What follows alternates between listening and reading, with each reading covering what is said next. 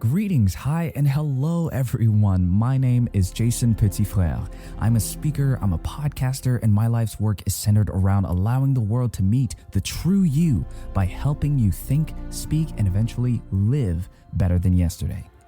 We do this first by establishing a good reason why, a strong and powerful motivation to keep going when the going gets rough. Second, we need awareness and acknowledgement of what's holding us back. And third, we need scalable steps forward as a reliable bridge between who we are right now and who we need to be tomorrow and the day after that, and the day after that, and the day after that. This, my friends, is how you go from stuck to thinking as, speaking as, and living as the true you.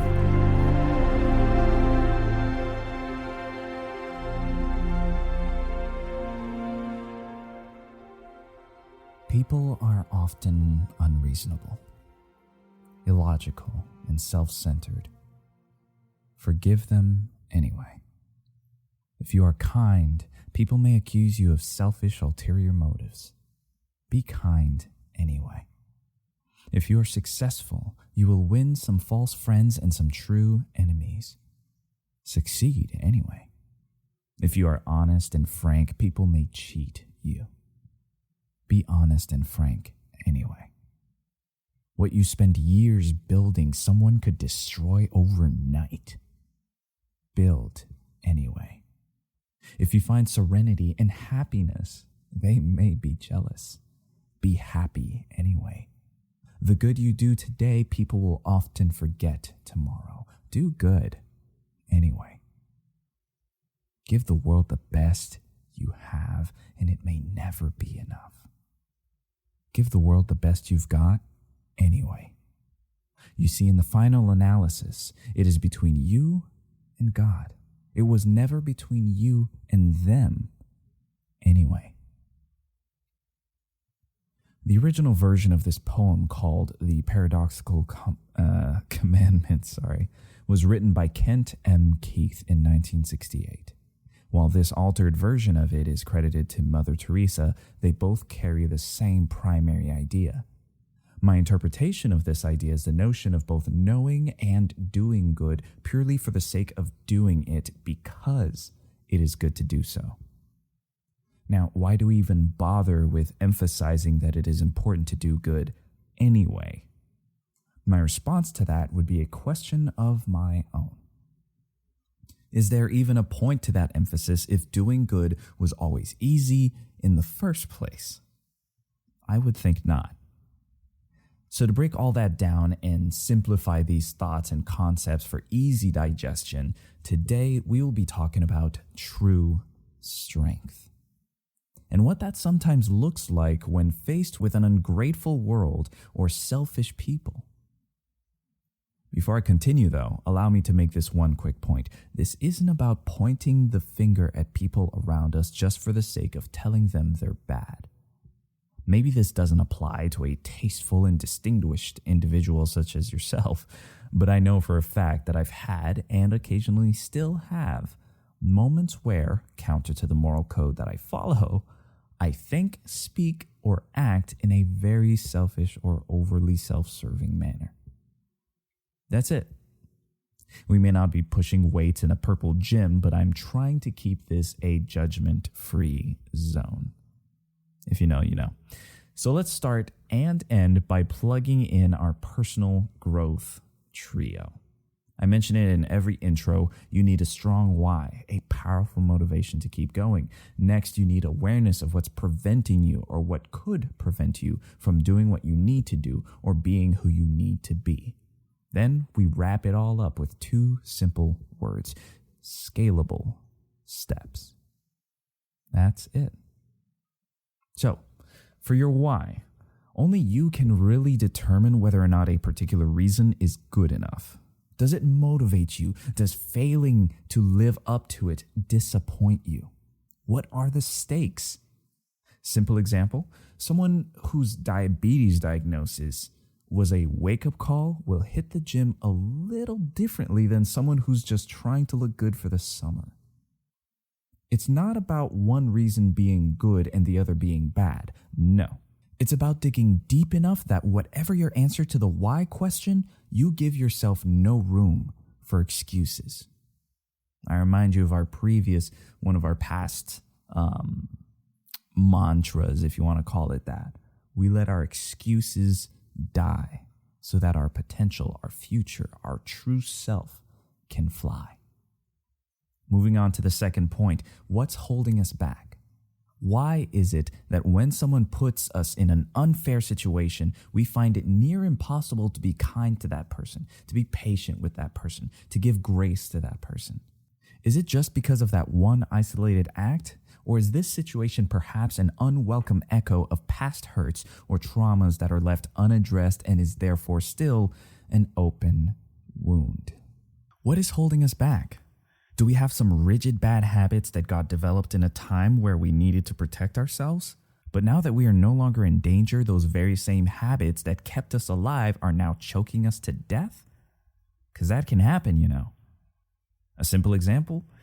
In the military, it's no secret that harsh language and charged words are often used in either conversation or the many times aggressive issuing of orders. During my time in the Navy, I didn't always have the pleasure of dealing with leadership that gave me the warm and cozy words of encouragement that reminded me of my strengths and the fact that I was a name rather than just a number to be told what to do. Sometimes I got the people who couldn't care less what my name was. They just cared about getting the job done. While I won't always condone going about it that way, I cannot deny that the occasional no-nonsense mentality is absolutely necessary in an organization that so often deals with life and death situations. I dare say that to claim otherwise likely means you've got a bit more life to live, a bit more world to see before you get it. Anyway, my point in bringing this up is not to say that I'm a military drone with no feelings. I very much do have feelings, and sometimes I did not like how I was spoken to. But I had to develop the ability to hear unkind words with a stone-faced determination to execute regardless of how those words made me feel. I built that habit then because it was needed in that season. Cut to my life now as a civilian, and whether it's with family or friends, I occasionally have to hear something difficult. Some difficult stuff that doesn't always feel great. Although they don't contain nearly as many expletives, if any, they still don't feel great. So I've done myself a major disservice many a time by defaulting to my old programming of stone-faced listening and cold execution. It used to be how I protected myself. But now it's what causes the person I care about on the other end to feel unheard or even dismissed altogether, to feel that I'm unengaged. I've decided that no longer needs to hold me back. It was a useful tool, so I'll keep it, but it needs adjusting so as to not send the wrong message to those I interact with. Does that make sense? Last but not least, scalable steps. Scalable steps. Not just steps. Scalable steps. Since point number 2 is a bit long, I'll keep this one short and sweet. If you guys want a more fleshed out version, then be on the lookout for some bonus content coming out in the future. But here we go. This cheat code is also something I learned from the military that has served me very well. It's called PPRs. PPR stands for pre-planned responses. I also like to think of them as pre-practiced responses. Planning is good, but practicing those plans is even better. Simple example, drawing from point 2, whenever a friend or family member says or does certain things that make me feel, quote unquote, not great, I have certain PPRs that I've practiced. Things that allow me to not just express my emotions, but also to properly communicate them. Because there's a difference, guys. That's important, but that's a whole different episode. This was important for me to personally create some phrases that I could practice anytime I thought to, because I'm naturally someone who is used to avoiding confrontation like the plague. Hashtag recovering people pleaser. Yeah, that used to be me. Find things that you can either do every day or every week or every so often that take you closer to your goal of acting like the person you know you can become. Or at the very least, if you don't know you can become that person, dream of becoming that person and try to become that person. And don't you dare screw this up by holding yourself back with a bunch of self-deprecating talk of quote unquote not doing enough or not being disciplined enough. By the way, I'm talking to myself as well because I've said that many times about myself. We aren't at the stage where doing enough is our goal. We will get there, but that's not now. Right now, you need to just commit to doing something. That one step already begins to separate the you now from who you used to be. And that's what we're after in this season. Progress, not perfection or even optimization, just progress. Something, anything more than yesterday. Dr. Martin Luther King Jr. said, "If you can't fly, then run. If you can't run, then walk. If you can't walk, then crawl. But whatever you do, you have to keep moving." Those aren't the words of someone expecting change overnight, and you shouldn't either. Those, my friends, are the passionate words of someone who simply wasn't willing to settle for the way things were. Are you willing to settle for the way things are in your life right now?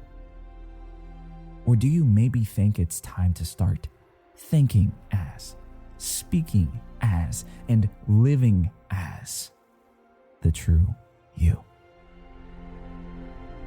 Thanks for listening.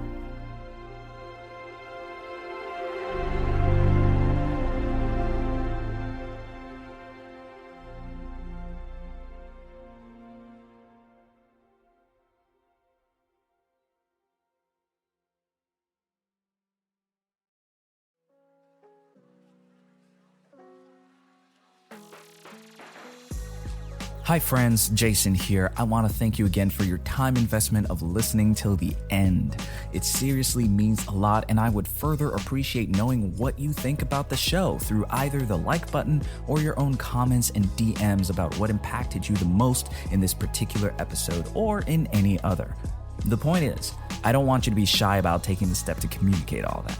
Lastly, I invite you to stay connected to this life-giving community by following or subscribing on whichever platform you prefer to watch or listen. You'll also find more nuggets of gold sprinkled here and there by looking up @JasonPF_TRU-U on all socials. Again, that's JASONPF_TRU-U. Let's learn to think, speak, and live as our true selves together.